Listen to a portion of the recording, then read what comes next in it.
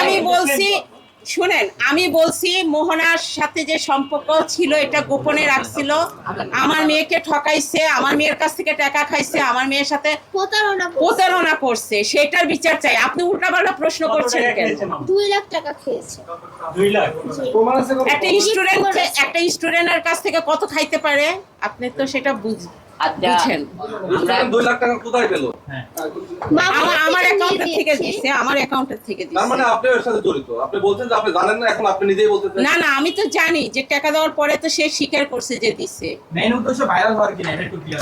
না না, ভাইরাল হওয়ার কোনো ইচ্ছা তো নেই। মুখ দেখায় আসতাম, তাই না? আচ্ছা আন্টি, আপনি যেহেতু বলছেন যে আপনি মামলার বিষয়ে অনেক কিছু জানেন, ভাই একটা মিনিট, আপনি যেহেতু বলছেন মামলার বিষয়ে আপনি অনেক কিছু জানেন, যেহেতু মামলার আইলাইনের সাথে আপনারা শোনেন, আমি সংক্ষেপ করে কথা বলি।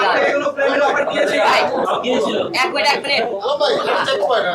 আচ্ছা, আমি কথা বলে আমি আমি সাহেব বলছি চলে যাবো। ক্লিয়ার করতেছে।